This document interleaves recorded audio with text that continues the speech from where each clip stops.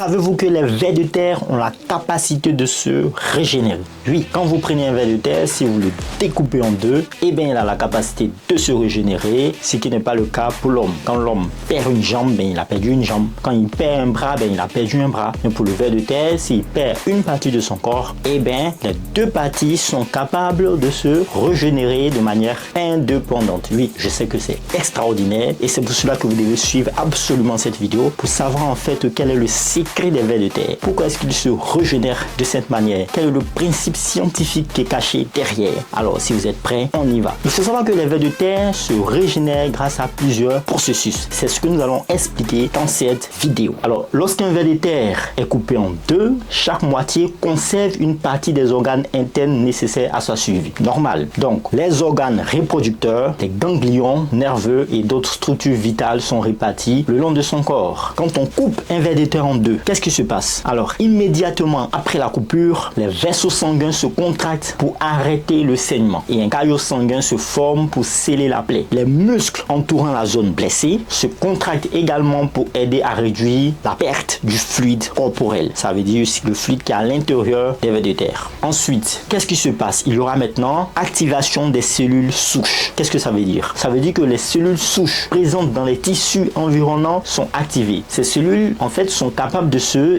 différencier en divers types de cellules spécialisées nécessaires à la régénération. Ce sont les cellules qui vont permettre au ver de terre de se régénérer. D'accord? Il y aura maintenant formation d'un blastème. Qu'est-ce que ça veut dire? Ça veut dire qu'une fois que la plaie est scellée, les cellules souches se multiplient et forment une masse de cellules indifférenciées appelée blastème ou blastème, à partir de laquelle les nouveaux tissus vont se développer. Les cellules de blastème commencent à se différencier en divers types cellulaires, y compris des cellules musculaires, des cellules nerveuses, des cellules épithéliales et d'autres cellules nécessaires à la régénération des organes et des tissus. Il y aura maintenant reconstitution des organes à l'intérieur du ver de terre. Ça, c'est la sixième étape. Les cellules différenciées se réorganisent pour former de nouveaux organes et tissus manquants. Par exemple, les cellules musculaires se regroupent pour former de nouveaux muscles et les cellules nerveuses se reconnaissent pour restaurer les voies nerveuses, etc., etc. La septième étape, c'est la croissance et la maturation du ver de terre. Alors, une fois que les organes et les tissus ont été reconstruits, le nouveau segment du ver de terre commence à croître et à mûrir pour devenir un ver complet, puisqu'il a été découpé en deux. La huitième étape maintenant, c'est la